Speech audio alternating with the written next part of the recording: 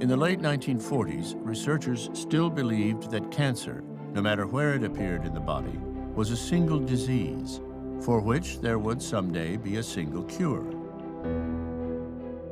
The fleeting success of his aminopterin trial had convinced Sidney Farber that he was on the right path to finding that cure. But if chemicals were the answer, he'd need to try many more of them on his young patients who were still dying despite his attempts to save them. That would require a great deal of money. Farber hoped he could convince the public to provide it. The First Lady enlists in America's fight on infantile paralysis. Fortunately, there was a model for just such a fundraising campaign, focused on the eradication of a single disease. Every summer for decades, infantile paralysis, polio, struck down thousands of children. Sidney Farber had encountered the disease as a young resident in the 1930s. He'd also witnessed and admired the vast public and private effort to eradicate polio called the March of Dimes. And I like a diamond change, too. Are you saving him, Mickey? Mm-hmm. I'm going to give mine to President Roosevelt. President? Why, Mickey? Yes, you see, Judy, I've got my envelope made out right here. It's all ready to go. See for yourself. Oh, I know. That's a March of Dimes, the Infantile Paralysis Fund. That's right. And with the help of Hollywood celebrities, the March of Dimes mobilized the public, who sent in coins by the tens of millions. I wish to express heartfelt thanks to all of you who have contributed your dimes and your dollars to further the fight against a cruel disease. Within a decade, the campaign had raised more than $200 million, funding the research that led to the Salk vaccine. The March of Dimes had inspired many to join the fight against other diseases. Among them were the leaders of the Variety Club of New England, who came to visit Boston Children's Hospital in May 1947, just as Farber was in the midst of his aminopterin trial. My uncle and his partner started to go around Boston looking for a place to put money. And they found, sitting in the little dirty old basement of the Children's Hospital, Sidney Farber in his white coat. Farber seized the opportunity to lay out his grand vision for a new kind of hospital, dedicated to childhood cancer. Sidney had enormous ideas. He had already started this treatment program in childhood leukemia, and he was going to build a new hospital. He presented them with his idea that he could manage childhood cancer on the first floor, and then there would be a tower of laboratories that would cure these patients and find the answers. Well, it was, for them, exactly what they were looking for. They wanted something big, and he gave it to them. Now, in a few moments, we will bring to our microphone the winner of the Jane Doe contest. But first, on the evening of May 22nd, 1948, Ralph Edwards, the popular host of the radio show Truth or Consequences, interrupted his usual broadcast from California and linked to a room at Boston Children's Hospital, where a little boy lay ill. We're not going to give you his last name because he's just like thousands of other young fellows and girls in private homes and hospitals all over the country. Jimmy is suffering from cancer, but he doesn't know he has it. Jimmy was actually a 12-year-old boy named Einar Gustafsson. Farber had changed his name to protect his identity and broaden his appeal so that he could become the mascot for his new cancer-fighting organization, the Jimmy Fund. Hello, Jimmy. Hi. Who do you think is going to win the pennant this year? The Boston Braves, I hope. Who's the catcher? Phil Macy. That's right. Have you ever met Phil Macy? No. Hi, Jimmy. My Hi. name is Phil Macy. Well, who's that, Jimmy? Phil Macy. Where is he? In my room. Well, what do you know? This was a way of really turning around the conversation. Cancer was not some abstraction that we couldn't talk about, we were too worried to talk about. Cancer was Jimmy. Here was a real child with real cancer. You know, they weren't donating to Sidney Farber's Fund for Cancer. They weren't donating to the Children's Hospital Fund for Cancer. They were sending money directly to Jimmy. donations poured in, many in envelopes addressed simply to Jimmy, Boston, Massachusetts. The Truth or Consequences radio broadcast, which had hoped to raise $20,000, raised $200,000. Soon, red and white Jimmy Fund cans seemed to be everywhere. In movie theaters, next to cash registers in grocery stores, posted outside baseball stadiums. Variety Club of New England presents the Great Heart Award to Dr. Sidney Farber, medical statesman. His vision extends beyond his laboratory. May I take this opportunity? With the Jimmy Fund, the scientist, Sidney Farber, had also become a public figure by offering the hope for a cure. Now, thanks to you, there's a new and beautifully equipped Jimmy Fund building, where more than 200 children with cancer are given care and treatment every day. On January 7th, 1952, Farber opened the cancer hospital he dreamed of, a modernist 5-story building called the Jimmy Fund Clinic.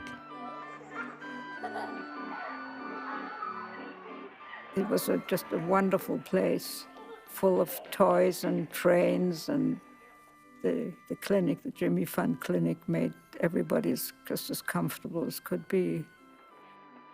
These children were special. It was a very open, free atmosphere. The children could mix from one room to another, from one bed to another. Farber was deeply moved by the plight of the children under his care, though he rarely showed it.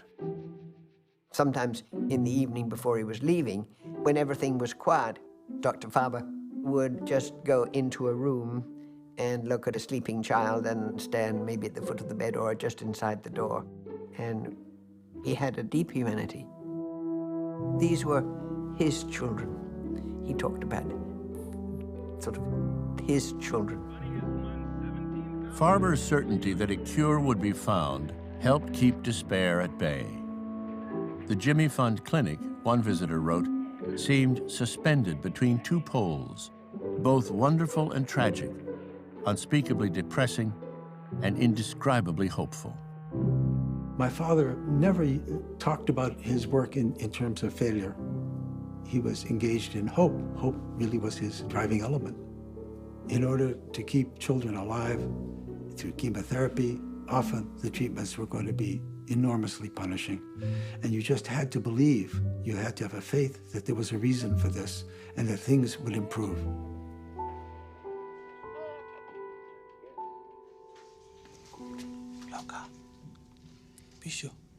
It's been 3 weeks since 6-year-old Luca Asante received a bone marrow transplant, but complications are setting in. Luca feeling like this is crappy. He's been sleeping half the day. Luca is suffering from graft versus host disease. The immune system transplanted from his sister has begun to attack his own cells as if they were foreign, like an infection. The big issue since last week was the development of rash that progressed on Friday. The doctor's hope is that Luca's new immune system will attack only his cancer cells, a beneficial effect called graft versus tumor. But if it goes beyond the cancer cells and begins to attack his organs, it could threaten his life. Good morning. Good morning. Uh-oh, somebody's hiding. Where's Luca? How do you feel? Luca's doctors are concerned because his liver is showing signs of distress. Let's listen to but they don't know what the source of the problem is, a viral infection or his new immune system turning against him. The things that have been challenging about taking care of Luca has been hard to come up with clear diagnoses for what's been happening. There is very little margin for error in Luca's therapy. The dilemma is that the treatment for graft versus host disease to suppress the immune system could actually make a viral infection worse. To try to find out what's going on inside Luca's liver, his doctors must perform a biopsy. She's giving you pain meds right now, sweetie. I want to see exactly where it hurts. Luca's liver is so weakened by his cancer treatment that the operation pitches him into yet another crisis. His blood cannot clot, and he is hemorrhaging internally. Your stomach hurts. It's gonna be sore, buddy. I'm sorry. I don't think anybody would think this would happen. I don't think we thought it was going to turn that bad. Luca will be taken to the pediatric intensive care unit where his condition can be closely monitored. When you hear that someone's going to the PICU, it's, you know, that it's super serious. So the PICU scares me. It really does. But I would stay here for months. I would stay here for years if that's what would make his body better.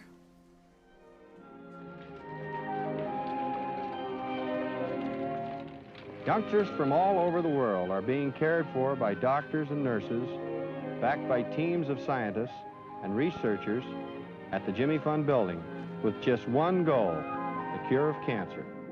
At his new clinic in the early 1950s, Sidney Farber was doing everything he possibly could to cure the children under his care. But he was making little clinical progress against leukemia. Within the cheerful wards of the hospital, he tried new drugs and ever higher doses, but in the end, the children always died.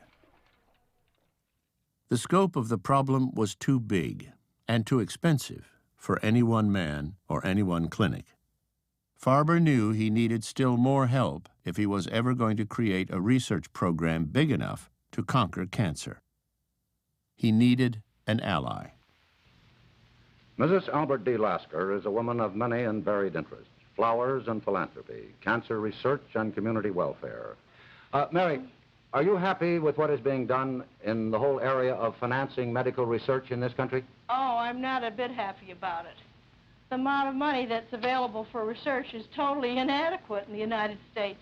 You won't believe this. Less is spent on cancer research than we spend on chewing gum. Mary Lasker was not a scientist, not a doctor. America's foremost medical scientists and administrators received the American Public Health Association's Lasker Awards. She was a wealthy socialite and a prodigious fundraiser with a passionate interest in eradicating disease. Mrs. Mary Lasker and Dr. George Baer, head of New York Academy of Medicine, present the medical Oscars in Boston. "I'm opposed to illness," she once told a reporter, "the way one is opposed to sin." I often asked Mary why this had become such a consuming passion and conviction. And she said, well, I suppose it started that I suffered illness and pain when I was a child. Born in a small Wisconsin town in 1900, Mary Woodard suffered from life-threatening infections, which left her, as she would later say, deeply resentful of medicine's limits and acutely sensitive to the suffering of others. After moving to New York, Mary became a successful business owner, selling high society dress patterns to working women. There, she met her second husband in 1939, a wealthy advertising executive 20 years her senior, named Albert Lasker. Places all. All join hands, circle left. One of the most influential ad men of his time, Albert had made a fortune promoting products like Lucky Strike cigarettes. Yes, for smoking that you're bound to like, you just can't beat a Lucky Strike.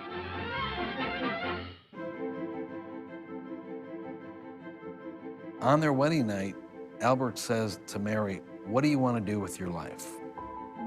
Mary said, "I want to do something for human health, the major diseases and crippling diseases of mankind." Above all, Mary wanted to cure the disease that had long ago disfigured her family's laundress. Before long, Albert had enlisted in Mary's cause. There was limitless money out there, he told her, and he would show her how to get it. The couple held lavish fundraisers in their East Side apartment. I have some pictures here by Cézanne and Manet and Renoir, Van Gogh. She felt that you had to have money to get people working on a problem. She once called money frozen energy. And I think it's an apt description. It's perfect. What's the money doing? I mean, she would complain about this all the time. In 1944, the Laskers took over a small charity called the American Society for the Control of Cancer. Strike back at cancer. Here's to the American Cancer Society. They renamed it the American Cancer Society and stacked its board with advertising executives. They not only wanted to raise money, they wanted to remove the stigma around cancer with the help of Madison Avenue salesmanship. Did you know that cancer kills more children between the ages of 3 and 15 than any other disease? Give generously to the American Cancer Society. It's really very simple. Just mail your gift in an envelope addressed like this. Mary Lasker brought a kind of energy, a kind of dynamism, a kind of vision that had never existed before. She began to create a kind of public force around cancer by deploying all her wealthy friends, but reaching deeply into the minds of the American public. And in doing so, cancer could make that leap away from, the backwards, the shunned away, the pariahs of medicine, into becoming a vast public phenomenon. Mary Lasker, as a person of some means and great interest, you can devote much of your time to medical research. How do you go about enlisting support for your views? Well, I'm very vocal about them, and I urge everybody to give more to the voluntary agencies like the American Cancer Society and others, and I urge them... Mary Lasker battled cancer every day in the public eye, but she lost the battle at home. On the morning of May 30th, 1952, Albert Lasker died of colon cancer. Mary Lasker redoubled her efforts against the hated disease. She knew she could get only so far with private funds. She had to tap the vast coffers of the federal government. For this, she would need a bona fide scientist to validate her evangelical belief in a cure. There was only one possible man for the job. Mary Lasker saw in Sidney Farber someone who could be presented as a believer that this can change and that we can find the answer and that we will cure cancer. Farber had been searching for that cure for almost a decade. He and Lasker concluded that what was needed was an all-out coordinated attack on cancer, undertaken by the largest private and public partnership in the history of healthcare. Mary Lasker had the political smarts and the connections, and Sidney Farber had the gravitas. And together, they formed a formidable force that really couldn't be stopped. Dr. Farber has been called the father of chemotherapy in the treatment of cancer. While Lasker worked her contacts in Congress, Farber did his part, proselytizing for the coming revolution in chemotherapy. Dr. Farber, will you make a prediction as to how long it may take before cancer can be called conquered? I don't believe that's possible, sir. I think the answer is that there is more activity and research today in the field of cancer than ever in the history of science and medicine. And with this tremendous amount of activity, I think we have the right to expect that great progress and rapid progress will be made. Farber and Lasker concentrated their efforts on a small, poorly funded government agency, the National Cancer Institute, the NCI. They hoped to focus its mission and provide the means to eradicate all forms of the disease. By 1955, Lasker and Farber's efforts had succeeded. With new appropriations from Congress, the NCI would quickly become the center of the cancer world. And at its center was its scientific director, a bold, brilliant specialist in infectious diseases named Gordon Zubrod. During World War II, Zubrod had helped lead the federal government's massive effort to combat malaria, which had ravaged American forces in the Pacific. He employed some of the first randomized clinical trials ever conducted. Zubrod brought the same military precision and gung-ho spirit to the NCI, recruiting a new generation of researchers willing to try almost anything to defeat cancer. One of Zubrod's first recruits was a 28-year-old specialist in blood disease named Emil Freireich.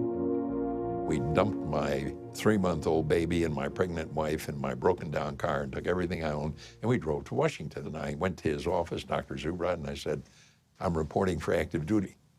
And he said, Freireich, what do you do? I said, well, I was a trained hematologist. I made a great discovery in mechanism of inflammation.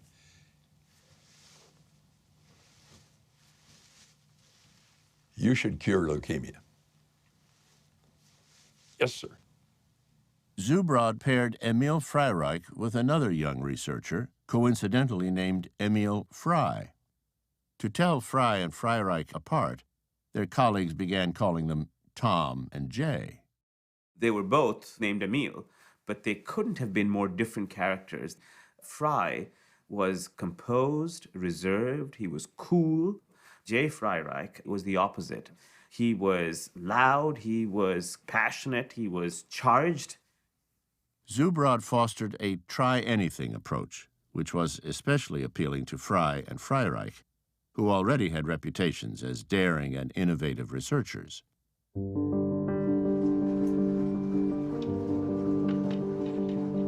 With their colleagues, they began to scour the natural world for chemicals to try against cancer. No location was too far away. No compound too exotic.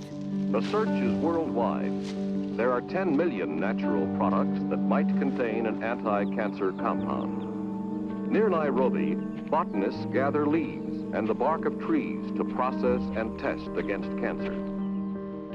There were tens of thousands of drugs that entered the NCI pipeline. We are talking about an enormous, extremely sophisticated for its time, extremely dedicated process, which creates a vast library of chemicals from the natural world, from the unnatural world. Then each chemical asks the question, does it kill a cancer cell? What kind of cancer cell? At what dose? Does it spare a normal cell? Nothing of the sort had occurred in the world before. Following Sidney Farber's example, Frey and Freireich began testing the most promising chemicals on children with leukemia. Parents flocked to the NCI clinic to enroll their sick children in the trials. They were there for only one reason, not to figure out why they were sick, not to figure out how they got sick, but to get better. They came to the clinical center like you go to Lourdes. They came seeking some relief from the horror that they had to face.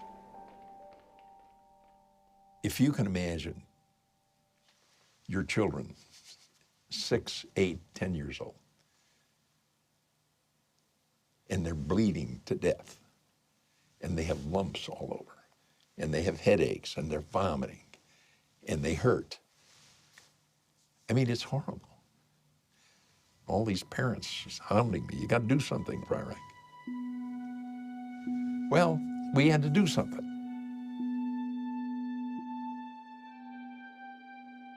The researchers did all they could, but progress was agonizingly slow. No sooner would a drug begin to work than the cancer would adapt a defense to it. The problem was resistance. That cancer is a complicated illness that can find a way to bypass the very action of the drug that you're trying to give. But the NCI researchers believed they knew how to overcome the problem of resistance. Zubrod came from infectious disease, and the infectious disease guys had learned an important principle. That is, if he gave 2 drugs at the same time, the emergence of resistance was prevented, and it was more effective. But how much of each drug should you give? Should you give a full dose or cut the dose? How many doses a day or a week? It was all unknown. Unlike Sidney Farber, who favored giving 1 drug at a time, Frey and Freireich experimented with 2 drug combinations. Each time, the remissions grew longer. But still, the children relapsed, or simply succumbed to the brutal side effects of the treatment itself. At the time, 80% of the children who died just from bleeding to death. Leukemia didn't have a chance to kill him. There's blood on the sheets, there's blood on the uniforms, the nurses are covered in blood from head to toe. The trials really crept ahead month by month by month, often increasing survival by 2 months, 4 months, 8 months. Then you could say to yourself, well, why am I doing all of this? Am I really doing all of this to increase the lifespan of a child by 3 months? Is it really worth it? David Nathan arrived at the NCI's clinical center as a young researcher assigned to the leukemia division. I have to say, it didn't look like biomedical research to me. It looked just like a death warrant. These kids would come in. Of course, they were going to die of their disease, but we were making them much worse. Now, I felt it very, very keenly. It was hard. I felt so badly about what I was doing that I went to see Dr. Zubrod, and he wanted me very much to continue. And I had to tell him that I just didn't think I could do it. His answer to me has always stayed with me. He said, I understand you completely. I know what this is like. I know what's going on there, but we're committed. We're going to do something about childhood leukemia. And the only way we can do it is to push ahead. Despite the children's deaths, Fry and Freireich had seen pronounced declines in white blood cell counts, a clear sign that the toxic chemicals were having an effect on the disease. Encouraged, they pushed even harder. If 2 drugs were better than 1, then 4 must be better than 2. In 1962, they launched a trial called VAMP. VAMP was an acronym for 4 individual chemotherapy drugs, and they had all been chosen because the theory was that each of them had a different pattern of attacking cellular growth. It would be synergistic, and it would therefore kill all cancer cells, drive the cancer cells down to 0, and therefore completely cure the cancer.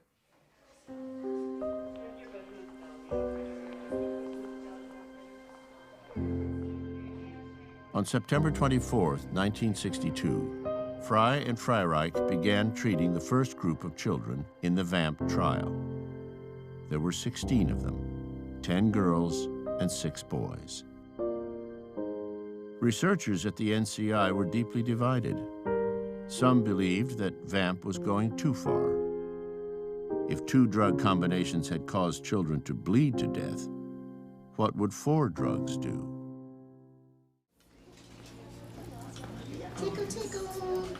We are done, and you can take her back in the plate. Olivia Blair has responded extremely well to her first month of chemotherapy, and she is now in remission.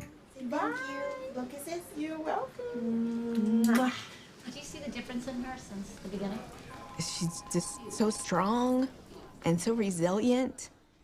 It's just amazing. If I had been through half the stuff that she's been through, I would be in bed.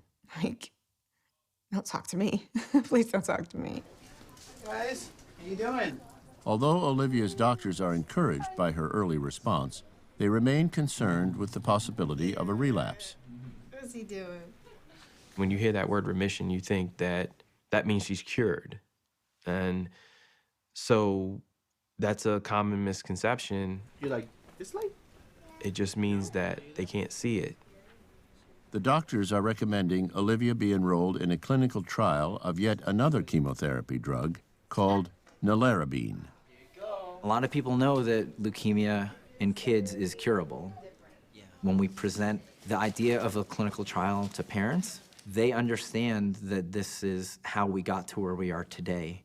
They understand we're not necessarily experimenting on their child, that we're actually taking the best known treatment and trying to make it better. So at this point, Olivia is in the category of intermediate risk. What's MRD? MRD is minimal residual disease, so that's the amount of leukemia that we could detect or not detect at her day 29 bone marrow from Monday. So her MRD is 0.0. It's the absolute best result that we could have hoped for. Okay? Great. Good. So that's great. Wonderful. Fantastic. All right. Now where do we go?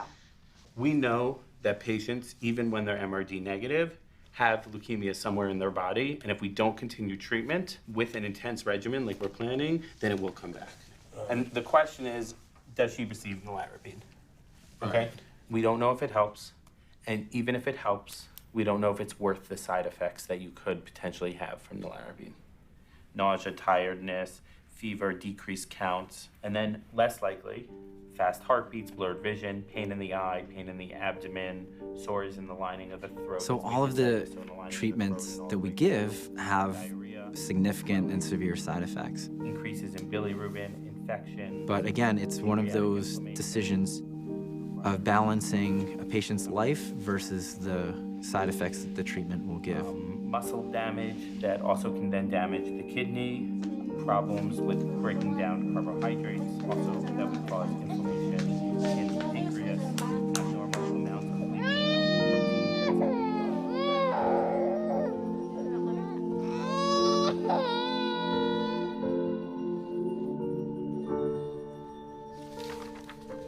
As you can see, the list is long. This is probably the hardest decision along the way that you guys have to make. How do we find out if they get the nelarabine? How do you find that out? So, It's randomized, right? There's a formula that spits out, okay, the next patient that gonna get consents it. is going to She's get not it, gonna get and it. this She's is not gonna going to get get it. Yeah. That's like, I don't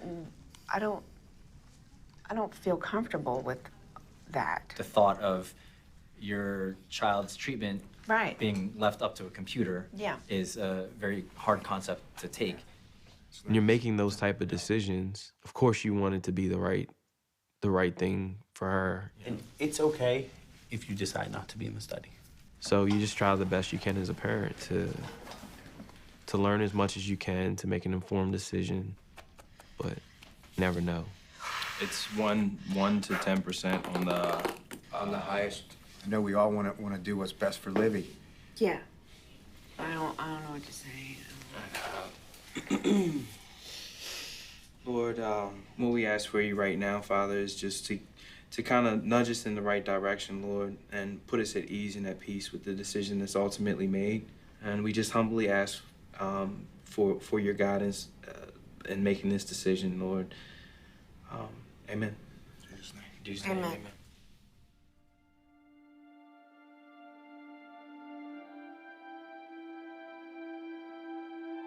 1963. That's when I first felt sick. I was in junior high school and we were living on Easton Avenue, and we were walking down to the beach, my sister and my friends. And I was tired. I really felt tired. You know, it wasn't like the measles or, you know, chicken pox. Usually that would go away, but this just didn't go away. It just got worse. Karen Lord was 13 years old when she was diagnosed with acute lymphoblastic leukemia. In June 1964, with her health declining, she was taken to a hospital in Boston where she was quickly put on the 4-drug VAMP regimen, first tried at the NCI by Tom Fry and Jay Freireich. The chemotherapy caused severe nerve damage and made Karen so delirious at times that she had to be forcibly restrained. She became addicted to morphine and for months hovered near death.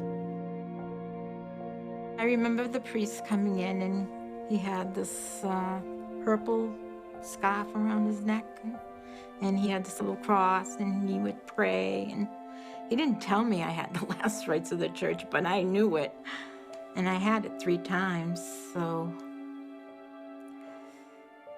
Sometimes the pain was so bad, it would have been better if I did go the other side. Gradually, though, the drugs began to work. Lord slowly recovered. After 12 months of treatment, she was ready to return to school and a normal life. One of the first children ever cured of leukemia. Other children in the VAMP study also began to see the tide of white blood cells created by their leukemia slowly recede.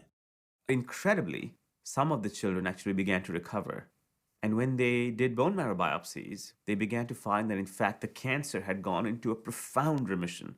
A remission so profound, so deep in leukemia that you couldn't find a single abnormal cancer cell inside any of these bone marrows. Though still the minority of cases, these were not the fleeting remissions of Farber's trials. These lasted. The breakthrough of VAMP was, number one, the concept that a systemic cancer could be cured. From that point forward, cancer research was totally transformed. Because now, people who said you can't cure cancer, you're finished. We can cure cancer. At least childhood leukemia. Despite its intense toxicity, the success of combination chemotherapy suggested that it might be possible to use the same strategy against much more common varieties, such as breast and lung cancer, even after they had spread. Dr. Farber, how do you think cancer will eventually be controlled? I think the cancer will be controlled eventually by chemical means. From his office at the Jimmy Fund Clinic, Sidney Farber had followed the multi-drug trials at the NCI with a mixture of pride and apprehension. His experiments with aminopterin had inspired Fry and Freireich's work. Yet for Farber, the suffering inflicted on children by these trials crossed a line beyond which he would not go.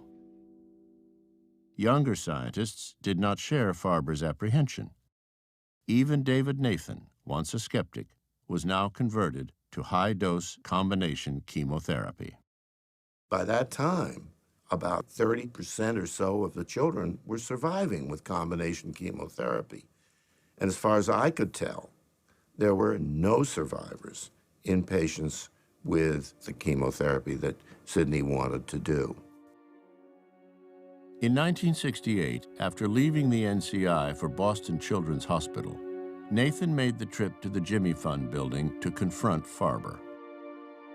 I go into the room, and there he is in his white coat, and I start right away and say, you know, I really feel so strongly about combination chemotherapy, and I feel as a physician that I cannot refer the patients to you if you won't adopt it.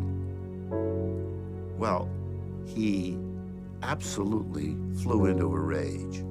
He really shouted at me and simply said, "Get out of here, I'll never see you again." And I realized I never would see him again. He really hated to hurt a child.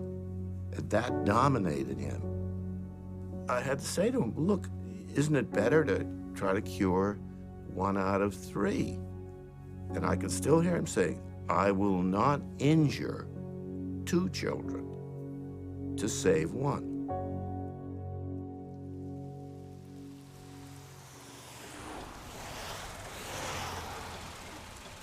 It's been 40 days since Luca Asante's transplant, and the latest results from his bone marrow biopsy have just come in. So how was his bone marrow test? They did a good job? They didn't see any leukemia cells. That's great news. You deserve some good news once in a while. Yes, we do. That is good news.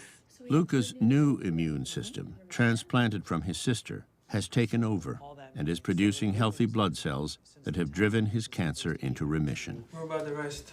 Other things? I mean, the bilirubin went up. Yeah, so the only negative thing is that the bilirubin went up some. But the new immune cells are continuing to attack Luca's liver in what is now a full-blown case of graft versus host disease. I can't spin that into a positive thing. Oh my God, something else. We don't need anything else, okay? We've had enough. The virus piece is better. But he's not all better. So we have no recommendations for any changes today, just more of the same. More of the same is good. Steroids. I think that the reason that he's not all better is because of the graft versus host disease. So hopefully we'll make that piece better too. After 20 days in the pediatric intensive care unit, Luca has become critically ill. The worst feeling is not being able to hold him. You can't physically, like, hug him the way you want to. I haven't heard my kid talk in 20 days. So I haven't heard him say mommy in 20 days. That's pretty tough. But I have my husband here with me, and we don't leave Luca at all, so he knows we're there. Sometimes people think you're stronger than what you really are. But I feel strong because I'm fighting with Luca, and I'm not gonna let him fight alone. Good job. You want to put this on the side? You play it later? Or you want to play?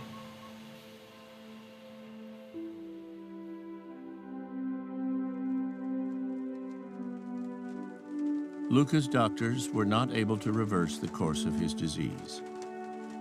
2 months later, he died at home, surrounded by his family. Luca was 6 years old.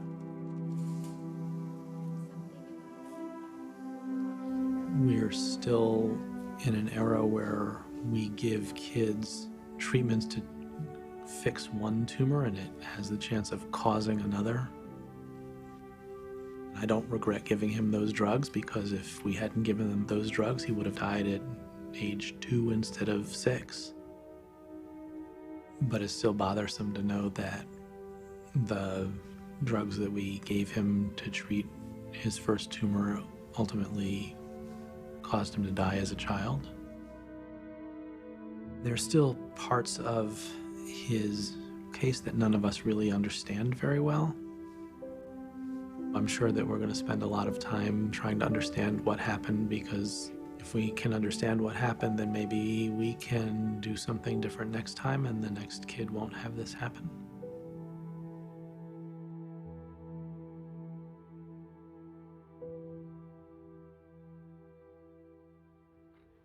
Dr. Farber, it gives me great joy to give you the American Cancer Society's high honor, its gold sword. By the late 1960s, Sidney Farber and Mary Lasker's campaign to cure cancer seemed more urgent than ever. Lasker continued to take her fight to Congress and to lobby her close friend in the White House, Lyndon Johnson. One time, a year before Johnson left office, Mary went to the White House because she wanted an additional $100 million appropriated for cancer research. And so she's in the Oval Office, and Lyndon's complaining about everything. The Vietnam War is still raging. Mary, I just can't do it. $100 million. And she said, Lyndon, you have to. We're getting progress now. And Lyndon was a bit of a flirt, as we all know. And he put his hand on her knee and said, Mary, how badly do you want that $100 million? And she, not so gently, lifted his hand off her knee and said, Lady Bird is my best friend in the world. Now, am I gonna get that $100 million? And he said, you got it, Mary. Hello, Eagle, Houston, we're standing by, over. In the summer of 1969, Americans walked on the moon. National faith in science soared. Roger, the EVA is progressing beautifully. They're setting up the flag now. The moon landing was the result of a close partnership between science and government. If such a partnership could conquer space, Farber and Lasker wondered, why could it not conquer cancer? I, Richard Milhouse Nixon, do solemnly swear. There was a new president in office now, and they set out to enlist him and the American public in a campaign far more massive than had ever been seen before. A conquest, as Mary Lasker put it, of inner space. In December 1969, if you woke up and you opened the New York Times, you would find a very different kind of advertisement, not for a product that you could buy, but for something that the nation should buy, and that was for a war on cancer. The advertising was a juggernaut. They said, here it is. Many people won't utter the word. We're saying it in the New York Times, we're saying it to the President of the United States, and we are going to mobilize a national effort with the promise that this horrific disease will be eradicated.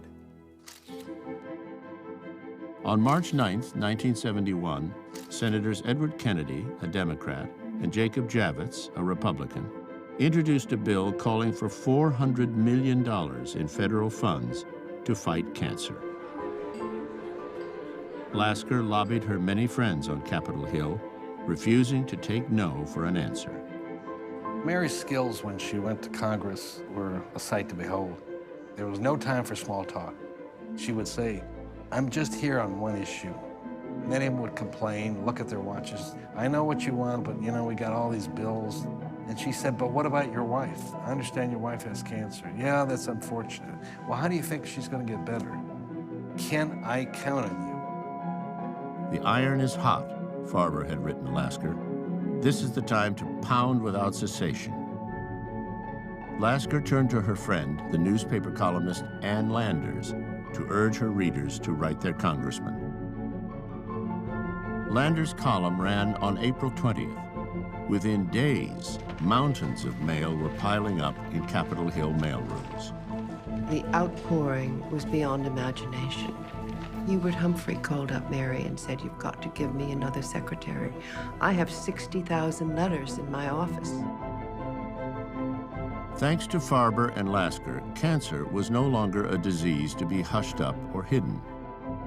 To oppose big spending against cancer, one observer said, was now to oppose mom, apple pie, and the flag. With this groundswell, the Senate passed the National Cancer Act 79-1. The House, 350-5. Members of the Senate, members of the House, ladies and gentlemen, we are here today for the purpose of signing the Cancer Act of 1971. And I hope that in the years ahead, that we may look back on this day and this action as being the most significant action taken during this administration. Thank you.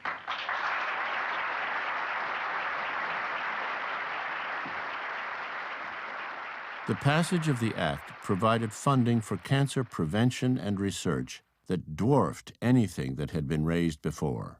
$1.6 billion in the first 3 years alone. The National Cancer Act was a paradigm change. It was the selling of a dream to not only look to government for the kinds of sums which would be very hard to raise even with the most generous of philanthropists, but also to create an entity based on a promise. And that was the cure of cancer.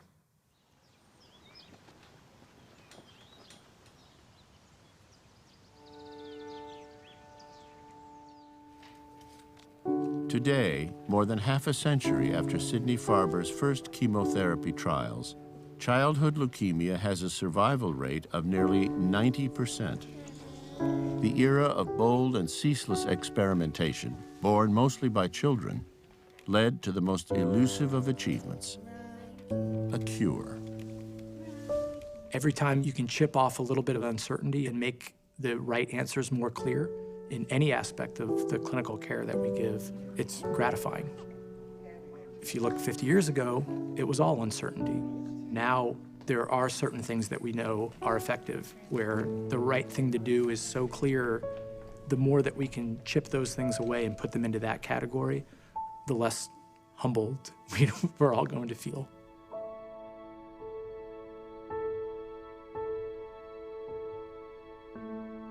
Olivia, what do you think? Oh, I know. This is cute. For Olivia Blair, almost a year after her diagnosis, her cancer remains in full remission.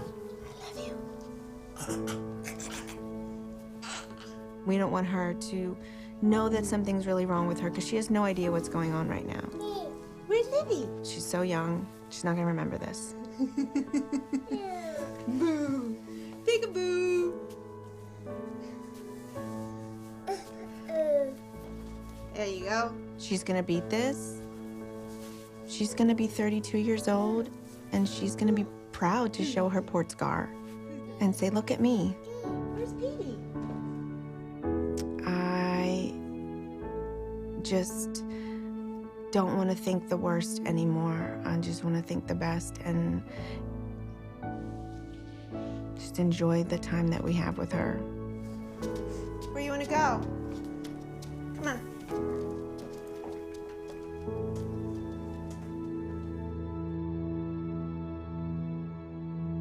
the late afternoon of March 30th, 1973, an emergency signal sounded throughout the Jimmy Fund Clinic in Boston. Doctors and nurses raced toward the director's 8th floor office. They found Sidney Farber with his face resting on his desk, dead from a massive heart attack. In some ways, my father was remarkably lucky to be able to work until the moment he died, to be in that environment and to still be pursuing his dream. He was a very fortunate man. He wouldn't have used this language maybe, but I would say he was blessed. Yeah.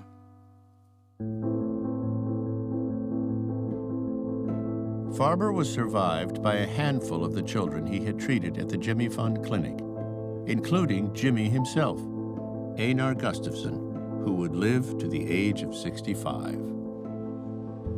Farber himself had not lived to see how the war on cancer he had helped bring about was waged, but his friend and partner Mary Lasker believed victory might now be less than a decade away, and she had reasons for her optimism.